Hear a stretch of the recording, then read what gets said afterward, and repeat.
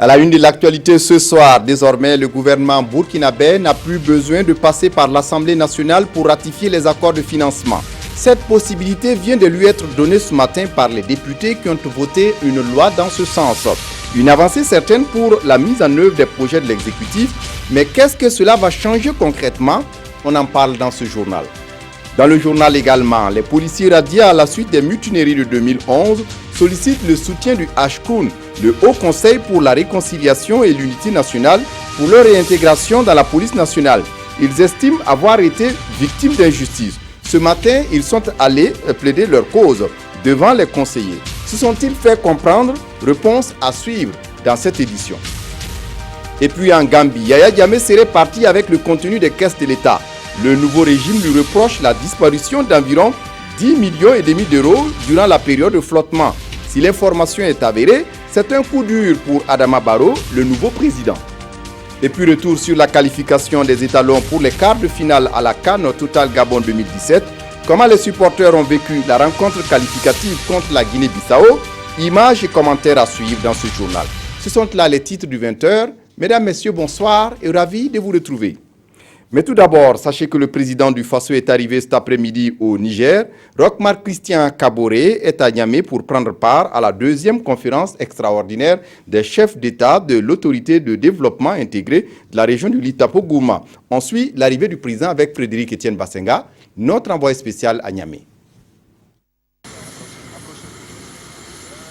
Roch-Marc Christian Kaboré est à Niamey pour participer à la deuxième conférence extraordinaire des chefs d'État de l'autorité de développement intégré de la région du Liptako-Gourma. À cette rencontre qui va regrouper les présidents maliens, nigériens et burkinabés, il sera question de mutualiser les efforts pour barrer la route aux terroristes.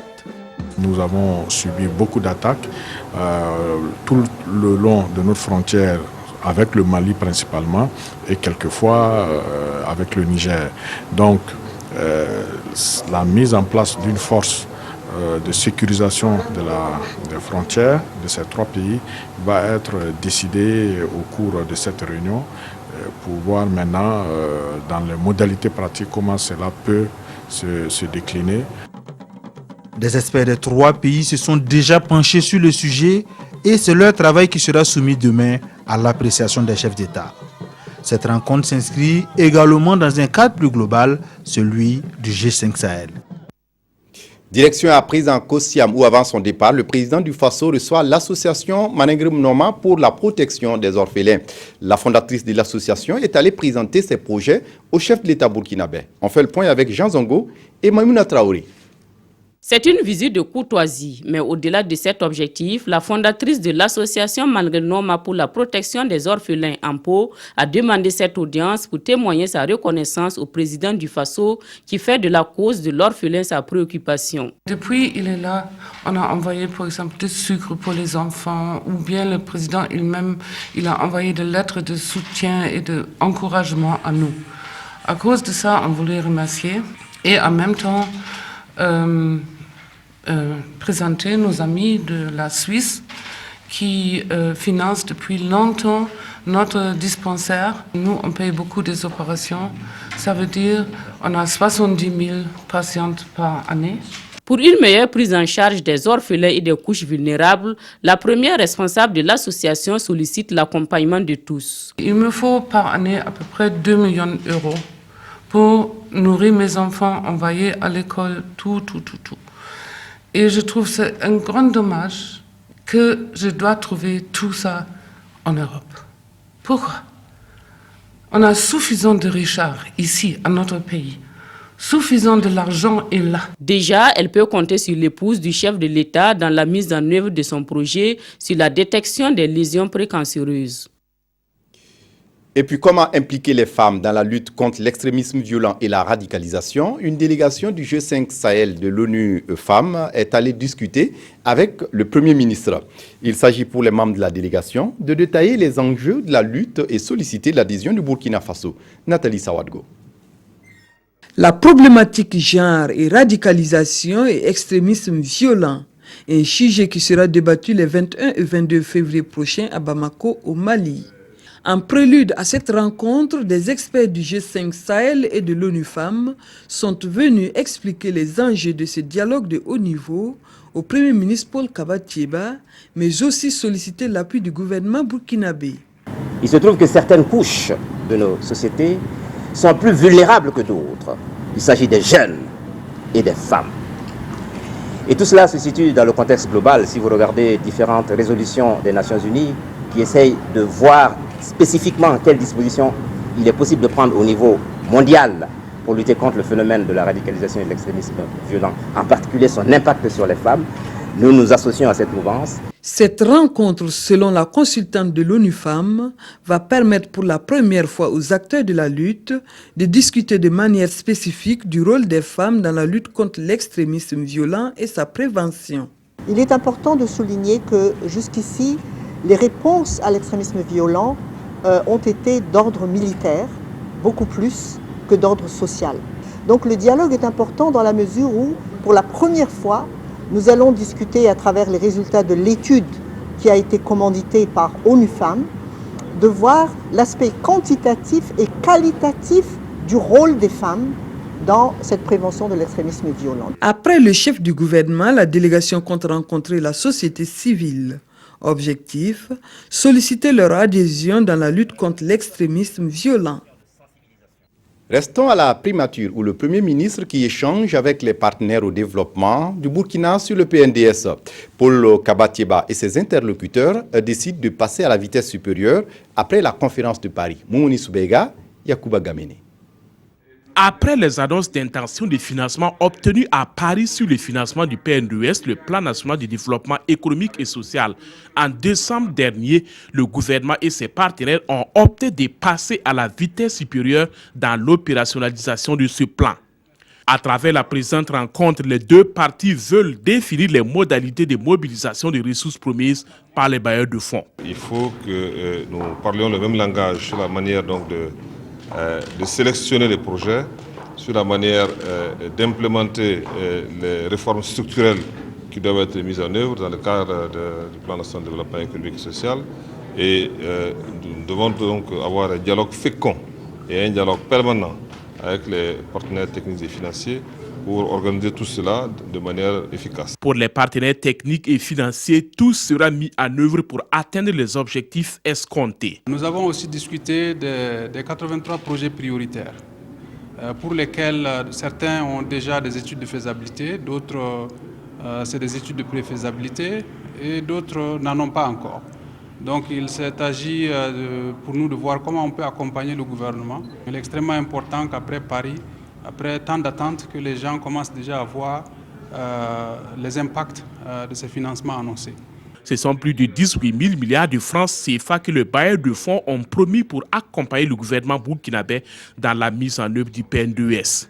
La Banque mondiale, elle, dit avoir commencé le décaissement. Tous ici visent le même objectif, parvenir à mobiliser le maximum de ressources pour une bonne exécution de ces référentiels de développement dont la mise en œuvre est prévue pour la période 2016-2020. Le gouvernement qui peut compter sur le soutien des femmes du Burkina Faso pour la mise en œuvre du PNDS. Ce dimanche, elles sont venues des 13 régions du pays pour le réaffirmer en prenant à témoin l'épouse du chef de l'État. Elles ont profité de l'occasion pour souhaiter des vœux de santé et de succès à Sika Kaboré et à sa famille. Mounira Kéré, Issaka Ouedraogo. Les femmes du Burkina, à travers leurs représentantes venues des 45 provinces du pays, souhaitent les vœux les meilleurs pour 2017 à l'épouse du président du Faso et à sa famille. Que cette année soit pour vous, pour votre épouse, son Excellence, Monsieur le Président du Faso, pour votre famille et pour tous ceux qui vous sont chers, une année de paix, de santé, de joie et de bonheur. Pour Sika Kaboré, c'est le lieu de rendre hommage aux femmes burkinabées. Mais avant, elle les exhorte à rester solidaires les unes des autres, car c'est à ce prix qu'elles parviendront à apporter considérablement leur contribution dans l'édification d'un Burkina plus prospère. Je vous connais et vous sais très dynamique et très engagé pour la cause de la femme et de la jeune fille. Je n'ai aucun doute qu'avec vous, nous relèverons ensemble les défis importants dans le cadre de la mise en œuvre du programme présidentiel et du programme national de développement économique et social PNDES. Quand bien même elle est déjà très engagée pour la cause de la femme, et déjà à travers son association, sa fondation Kimi, mais nous attendons beaucoup plus, bien entendu, en l'accompagnant. Les femmes du Burkina Faso attendent qu'ils poursuivent leurs efforts dans la promotion du genre. 2017, année de grands défis pour le Burkina, et comme doléance, les femmes souhaitent une prise en charge des soins des maladies qui leur sont propres. Elles espèrent aussi voir à la hausse l'enveloppe financière pour lutter contre l'excision, le lévira et les autres formes de violence faites aux femmes. Dans l'actualité ce soir, les députés donnent désormais quitus au gouvernement burkinabé pour ratifier directement les accords de financement. Il n'est plus utile de passer par le Parlement pour prendre ces actes. Le Parlement qui vote également un texte sur le régime juridique applicable aux fondations au Burkina Faso. La synthèse avec Estelle Judith Sassogba et Jean-Eudes Bayala. À la représentation nationale, 2 projets de loi étaient sur la table des 113 députés présents du jour. Le premier portant habilitation du gouvernement à ratifier par voie d'ordonnance les accords et conventions de financement conclus entre le Burkina Faso et les partenaires techniques et financiers. Votée à l'unanimité, cette loi donne le quitus au gouvernement de ratifier les accords de convention sans avoir besoin de recourir à l'Assemblée nationale. La loi d'habilitation, c'est une loi majeure parce que nous sommes en pleine exécution du PNDS. Et cette loi permettra au gouvernement de conclure très rapidement des accords de financement avec les partenaires financiers, les partenaires donc, au développement. Le second projet de loi, qui a également été adopté par les parlementaires, a trait au régime juridique applicable aux fondations au Burkina Faso. Ce projet de loi va contribuer à promouvoir les fondations et surtout assainir leur milieu. C'est pour permettre désormais aux fondations de mieux s'exercer au Burkina Faso et en trouvant donc un régime qui lui est propre. Tous ceux qui sont mus par une volonté altruiste, donc de pouvoir vraiment se saisir pour créer ces structures-là qui sont tout à fait bénéfiques au niveau des populations. Débutée le 8 janvier dernier, cette plénière marque ainsi la fin des travaux de la première session extraordinaire de l'année 2017. Une session qui a connu l'adoption de 8 projets de loi. Il s'agit notamment de 2 pôles judiciaires, l'un consacré à la lutte contre les infractions économiques et financières et l'autre à la lutte contre le terrorisme. L'homme du match Burkina Faso-Guinée-Bissau a plané à l'hémicycle. Les députés saluent la qualification des étalons pour les quarts de finale et les encouragent à persévérer pour la suite. Et avant de poursuivre, la BCEAO dément les informations tendant à faire croire à l'existence de faux numéros de série sur les billets de 10 000 francs CFA et de 5 000 francs CFA. Le directeur national de la BCEAO est sur ce plateau. Charles Luanga Kizerbo vient nous donner des éclairages. Bonsoir, monsieur le directeur. Bonsoir, monsieur Kindo. Et merci de votre disponibilité. Alors, des messages circulent surtout sur les réseaux sociaux. Qu'en est-il exactement ? Bien, merci de m'accueillir sur votre plateau. Je voudrais effectivement indiquer, comme vous l'avez indiqué dans votre introduction, qu'il nous a été donné de constater que des messages font état de faux numéros de billets de 10 000 francs et 5 000 francs et de différences de taille sur des billets qui sont en circulation.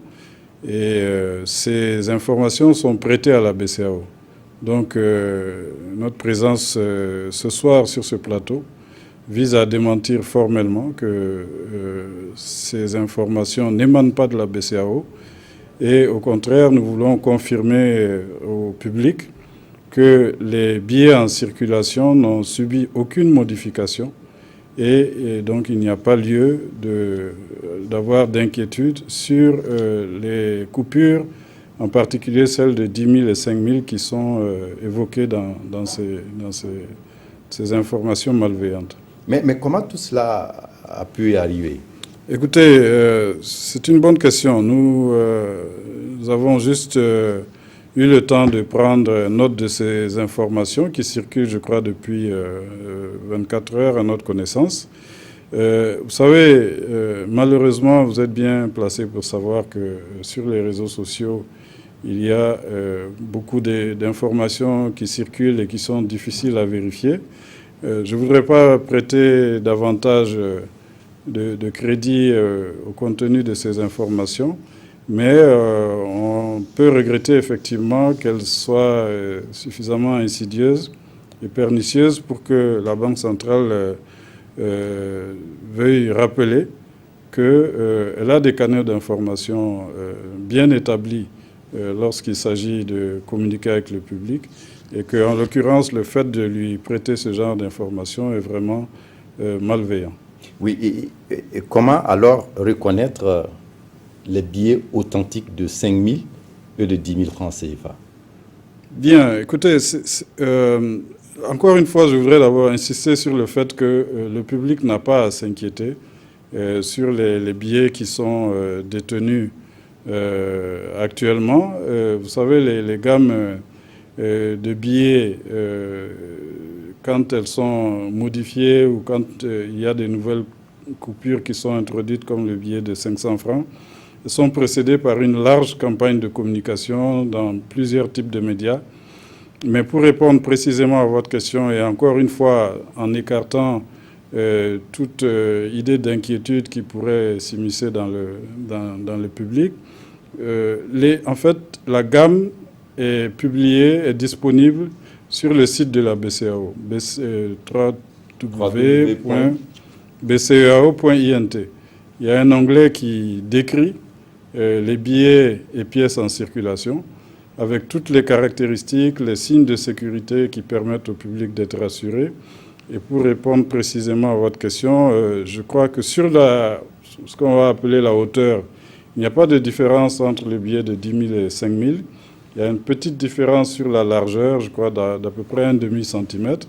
Mais je voudrais simplement que le public se rassure qu'il n'y a pas matière à avoir des inquiétudes sur les billets qu'ils détiennent en ce moment. Mais les détails et les caractéristiques techniques sont disponibles sur le site officiel de la BCEAO. Et pour terminer, Monsieur le Directeur, certainement que vous rassurez ce soir qu'il n'y a pas péril dans la demeure, ou peut-être il n'y a pas d'inquiétude à se faire. Absolument, M. Kindo. Je crois que nous avons tenu à faire ce déplacement pour vraiment rassurer le public qu'il n'y a aucune espèce d'inquiétude sur les billets en circulation et que nous avons des moyens de communication. Nous allons d'ailleurs poursuivre cette campagne de communication par d'autres voies et nous recommandons au public à tout instant de se rapprocher de la Banque centrale, notamment son agence de Ouagadougou, de Bobo-Dioulasso, pour toute forme de questions qu'elle aurait à se poser sur les billets ou les pièces en circulation.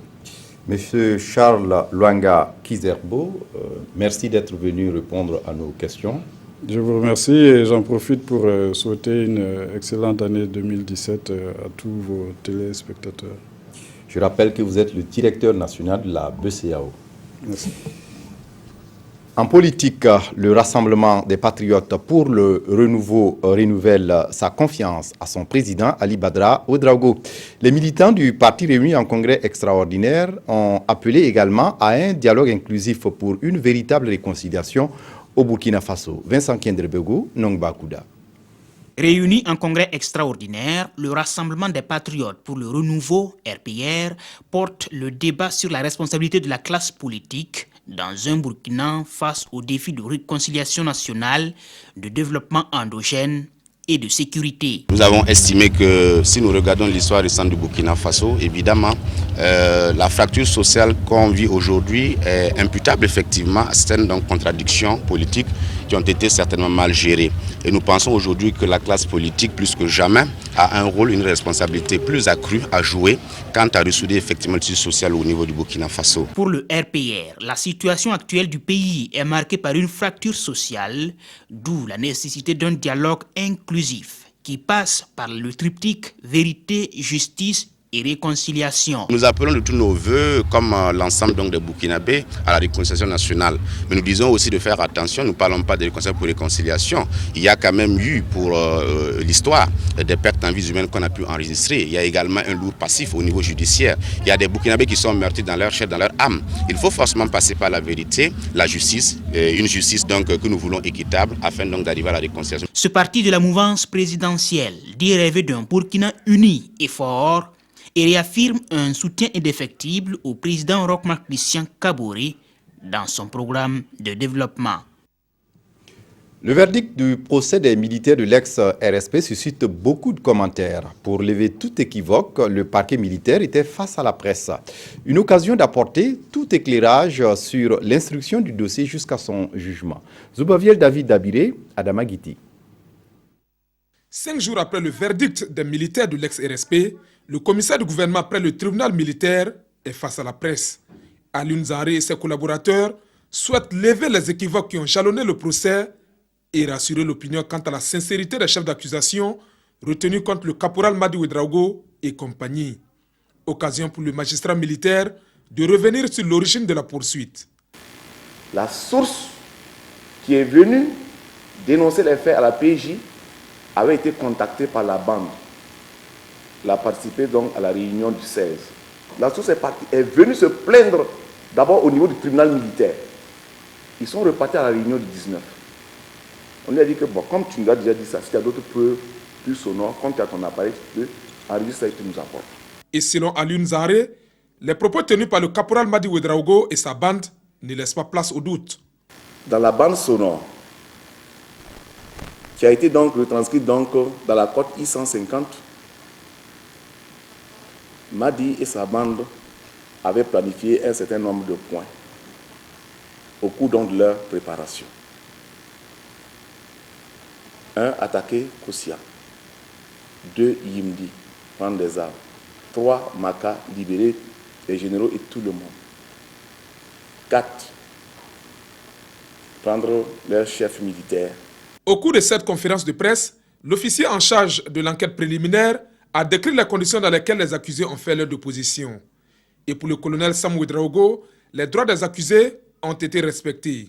En tout état de cause, le parquet militaire se satisfait du déroulement du procès et du verdict prononcé, même si la plupart des condamnés ont formulé un pouvoir en cassation.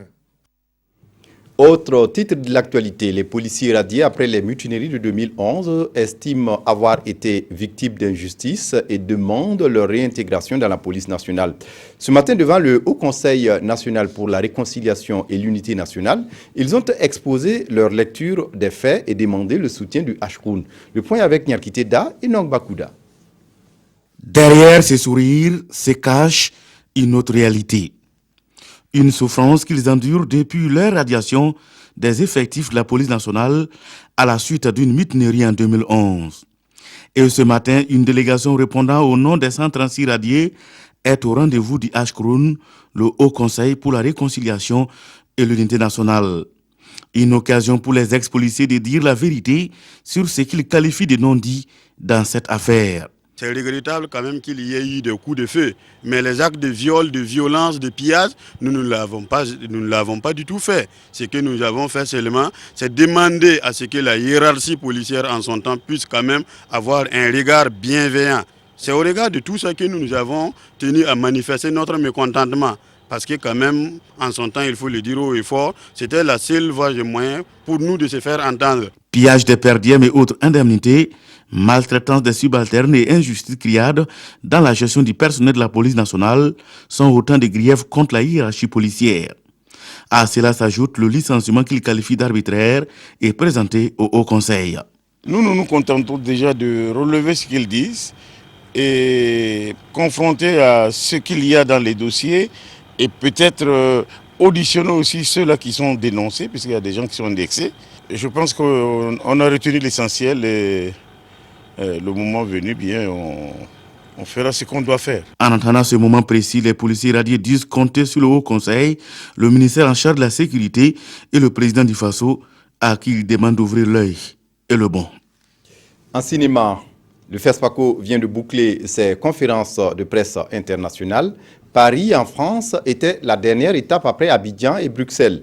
Des rencontres qui ont permis de présenter le nouveau visage du festival et donner des garanties sécuritaires aux festivaliers. Roger Cam et Godefroy Bazier étaient du voyage compte rendu. Le Festival panafricain du cinéma et de la télévision de Ouagadougou reste et demeure une grande fête du 7e art du continent. C'est une vitrine où s'exposent toutes les sensibilités cinématographiques africaines. Cette année, on vient d'avoir connaissance de la sélection. On voit une très bonne représentation du Burkina, qui a une cinématographie extrêmement active. On voit que les pays maghrébins sont bien présents. On voit aussi que ces pays-là ont une politique cinématographique. On voit par contre l'absence totale de l'Afrique centrale. En se rendant à Bruxelles, après Abidjan, la délégation du FESPACO a mis l'accent sur le financement de la Biennale du cinéma africain en échangeant avec l'UE, les ACP et Africalia. Les partenaires que nous avons rencontrés ont réaffirmé leur disponibilité à accompagner le Burkina Faso pour les prochaines éditions du FESPACO. Particulièrement en ce qui concerne l'Union européenne, elle s'est fortement engagée à prendre toutes les dispositions pour que le financement qu'elle accorde au FESPACO soit revu à la hausse et soit octroyé de façon périodique. Le festival 2017 est sur les rails et l'édition qui se profile à l'horizon devrait combler toutes les attentes pour les professionnels qui veulent avoir un cadre d'expression et les cinéphiles qui veulent vivre une fête populaire. Un mémorial pour perpétuer le souvenir et la mémoire d'un résistant aux conquêtes coloniales au Burkina Faso. Karamoroba Sanogo, l'almami de l'Amphira dans le Sourou, a résisté par la plume et le verbe à la pénétration coloniale. Une audace qu'il a payée de son sang et de sa vie, puisqu'il a été exécuté par la colonne Vouleux-Chanoine. Aujourd'hui, le ministère en charge de la culture lui rend hommage en érigeant un monument dans la commune rurale de l'Amphira. Lassina Ouattara et Aïcha Dianda sur place à Dédougou. Un mémorial est désormais dédié à l'illustre Karamogoba Amadou Baba Sanogo de l'Amphira dans la province du Sourou. Ce contemporain de Samori Touré a été victime de la répression coloniale. Le 24 novembre 1896, à 14h, ils sont entrés dans l'Amphira. Ils se sont arrêtés sur la colline. Ils ont fait venir le village et le capitaine Voulé a fait tribunal militaire en disant que Amadou Baba a hébergé 300 ennemis de la France. Il est donc ennemi de la France et il doit être exécuté. Et sur place, ils l'ont exécuté. Et comme nous n'avons pas pu avoir son corps, c'est pourquoi on a construit un bâtiment sur le lieu même de son exécution. Le centenaire de l'exécution de l'Almami a été commémoré en 1996 dans la commune rurale de l'Amphira en présence de l'ambassadeur de la République française de l'époque. Il y a 20 ans, mon prédécesseur à l'époque avait assisté à une cérémonie de pose de première pierre de mémorial pour le centième anniversaire de la mort de Karamogoba. Je perpétue le geste qu'avait fait mon prédécesseur. Se joignant au Burkinabé pour commémorer cet événement tragique. Les enseignements et les valeurs laissées par nos personnalités historiques de notre nation ne doivent jamais être oubliées. Ce monument est érigé par l'État burkinabé afin de sauvegarder la mémoire collective et revaloriser les figures historiques du Burkina Faso. Et puis le centenaire de l'évangélisation à Koupéla, célébré à travers un pèlerinage à Daltenga, un village situé près de Koupéla. Moment d'émotion, mais surtout empreinte de spiritualité pour l'évêque Monseigneur Séraphin Rwamba. Maxime Zango. Voilà 117 ans, jour pour jour, c'est-à-dire en 1900, que les missionnaires faisaient leur entrée à Koupéla. Pour marquer l'événement, la hiérarchie du diocèse a tenu à effectuer ce pèlerinage et c'est Daltenga, une localité située à une dizaine de kilomètres de Koupéla, qui a été retenue. C'est une grande joie pour nous, une occasion de remercier le Seigneur, une occasion d'action de grâce. En même temps, nous avons voulu prier pour l'unité et pour la paix. Vous savez que notre pays en a besoin. Par la grâce de Dieu, tout ce que Dieu fait est bon. On est là, on est quitté certains kilomètres venus explorer par la grâce de Dieu. 5 heures d'horloge, c'est le temps mis pour cette messe marathon où la solennité et la dévotion étaient au rendez-vous. Une occasion pour rendre grâce au Seigneur, mais aussi pour prier abondamment afin que la paix règne au Burkina. Le diocèse cherchait un lieu pour pouvoir se rassembler sous les yeux de la Vierge, la prier et prier avec elle pour tous nos besoins, louer Dieu. Et nous avons cherché un peu partout. On n'a pas trouvé un lieu approprié. Là où ça semblait bien, on n'avait pas d'eau. Et nous sommes venus ici et nous avons vu que la paroisse cathédrale avait déjà commencé l'aménagement de ce lieu pour son pèlerinage annuel. Des projets, le diocèse de Kupela en a beaucoup au regard de l'engouement des fidèles. Et en déplaçant le pèlerinage à Daltenga, des infrastructures y verront bientôt le jour.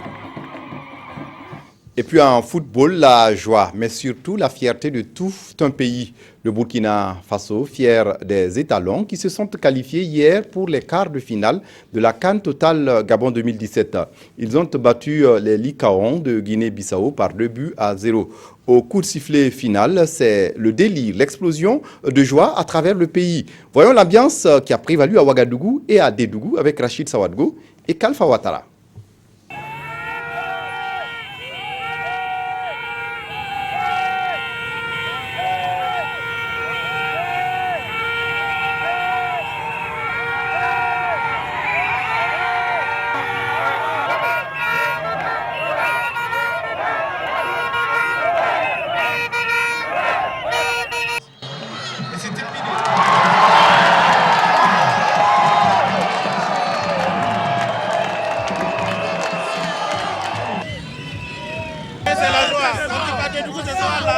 C'est pas comment on va fêter. On était en train de faire le programme, voir comment on va faire jusqu'à un temps donné. Très content. Depuis le matin, comme je me suis levé, c'est mon drapeau. Aujourd'hui là, ma patrie ou la mort. Moi, on se disait qu'un but à 0, mais aller jusqu'à 2 buts, ça nous a étonné, puisque la Guinée-Bissau aussi n'est pas une petite équipe.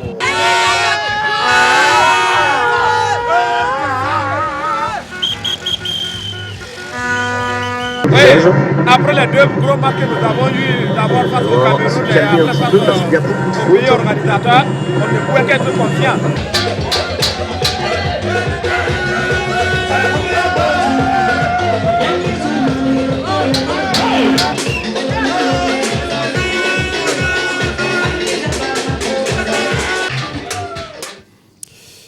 Et puis ce soir, le Sénégal et la Tunisie ont obtenu leur ticket pour les quarts de finale. La Tunisie qui rencontre le Burkina Faso samedi à 16h. À l'étranger, avant de partir en exil, samedi, l'ancien président gambien Yaya Jammeh aurait volé des millions de dollars dans les caisses de l'État gambien, selon les accusations prononcées hier dimanche par un conseiller du président Adama Barrow. Si l'information est avérée, c'est un coup dur pour Adama Barrow, le nouveau président. L'ex-président gambien Yaya Jammeh n'aurait pas quitté son pays les mains vides. Il aurait emporté avec lui en exil des millions de dollars volés dans les caisses de l'État. C'est en tout cas ce qu'affirment des proches de son successeur, Adama Barrow.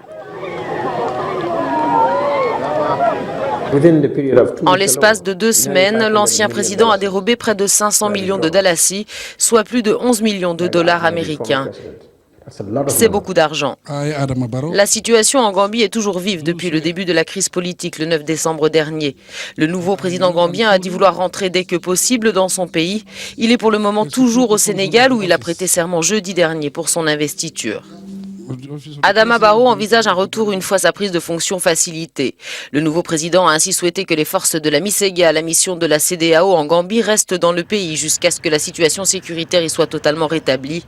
Si dimanche soir, des blindés de contingents sénégalais circulaient dans les rues de Banjul, la Mauritanie, en qualité de médiateur dans cette crise, dénonçait l'entrée de forces étrangères en territoire gambien.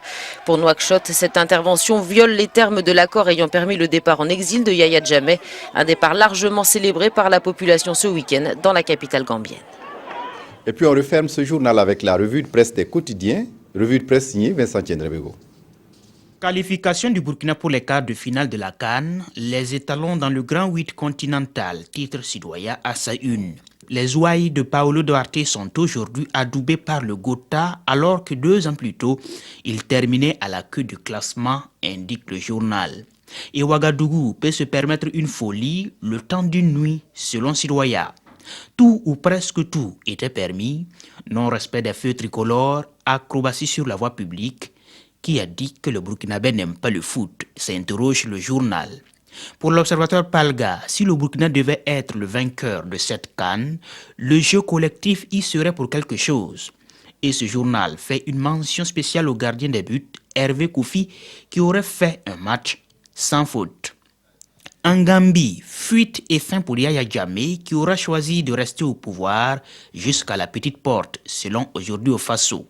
Et pour l'Obs, c'est un de moins dans une Afrique qui entasse ses hommes forts et présidents fondateurs dans les poubelles de l'histoire.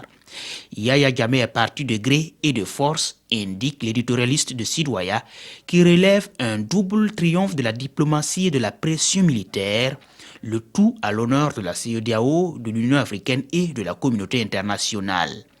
C'est aussi le triomphe de la démocratie, ajoute le pays, qui relève tout de même une inquiétude sur les conditions de son départ, notamment le droit accordé à Jammeh de revenir au pays quand il le voudra. Une disposition qui n'augure rien de bon pour la Gambie, selon le journal.